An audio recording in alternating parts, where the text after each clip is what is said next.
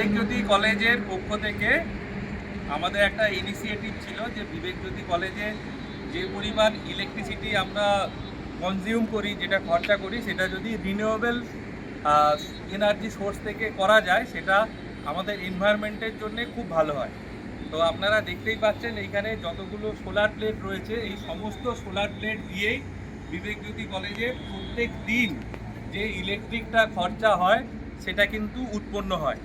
আর বর্তমান সময়ে আমরা জানি যে সোলার লাগালে সরকার থেকে একটা সাবসিডিও পাওয়া যাচ্ছে। তাই আমাদের কলেজের থেকে সমস্ত মানুষের কাছে একটা আবেদন থাকবে এবং আমাদের স্টুডেন্টদের কাছেও আবেদন থাকবে যে আপনারাও বাড়িতে সোলার লাগান। রিনিউয়েবল এনার্জি আমাদের অফুরন্ত রয়েছে, সেই শক্তিটাকে কাজে লাগাই। এই যে নর্মাল যে ইলেকট্রিসিটি, কয়লা বলুন, জল বলুন, এটার ওপর আমরা নির্ভরশীলতা কমিয়ে যত রিনিউয়েবল এনার্জির দিকে আমরা যাব, আমরা এনভায়রনমেন্টকে হেল্প করতে পারবি এবং এনভায়রনমেন্ট যদি ভালো থাকে তাহলে আমরাও থাকতে পারবো। আর গভর্নমেন্ট যখন এখন সাবসিডি দিচ্ছেই, অতএব এই প্রকল্পটাতে সকলের আসা উচিত, বাড়িরও জন্য যেমন আসা উচিত, এবং প্রত্যেক ইনস্টিটিউটকেও আমরা বলবো যে আপনারা সোলার লাগান এবং পরিবেশকে বাঁচান। একটা এদের ইয়ার সাইকেল থাকে, সেটা হচ্ছে মার্চ মানে ধরুন মার্চে শুরু হবে 1 তারিখে, আবার সেটা শেষ হবে পরের বছরের এপ্রিল। এই যে 1 বছরে টোটাল আমার ইনস্টিটিউট কত কারেন্ট কনজিউম করে, এইবার সেটার উপর নির্ভর করেই লাগানো হয়েছে।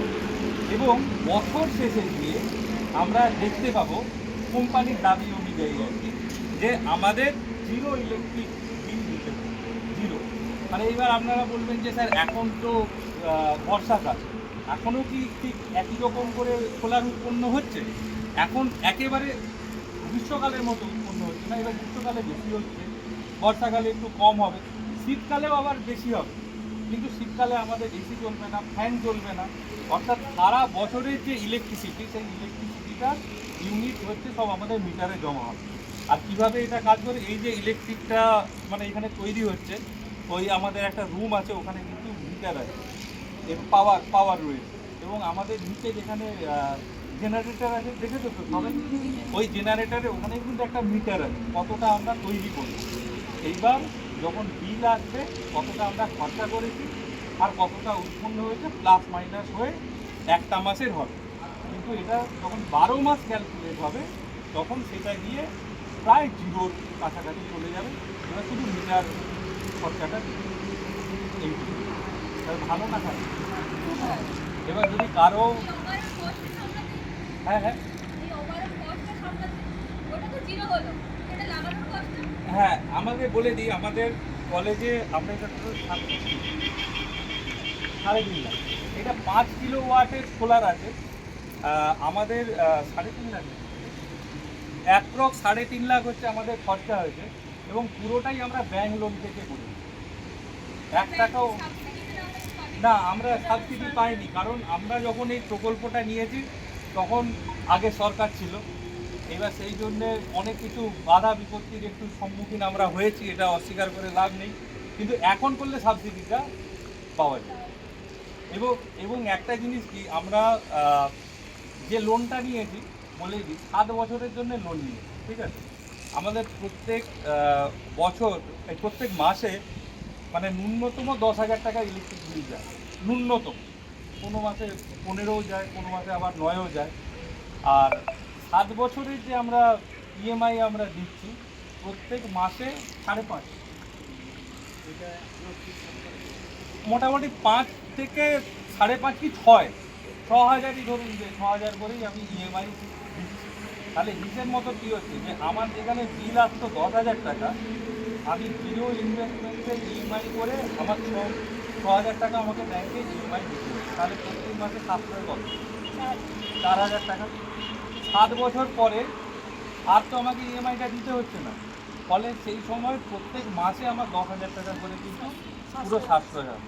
এবং বাড়ির ক্ষেত্রেও ঠিক একই রকম ক্ষেত্রে, কেউ যদি ইএমআই না করে পুরোটাই তার কিন্তু এই সোলারে চলতে পারে। মানে স্যার আরেকটা প্রশ্ন ছিল, ধরুন আমার বাড়িতে 1 কিলোওয়াট কারেন্ট খরচা হয়, তো সেক্ষেত্রে আমি 1 কিলোই লাগাবো, না আমি 5 কিলো লাগিয়ে এক্সট্রা বিক্রি করতে পারবো? না, যদি বিক্রি করার প্রসঙ্গটা আসে তখন কিন্তু ইলেকট্রিক অফিস থেকে আলাদা পারমিশন নিতে হবে।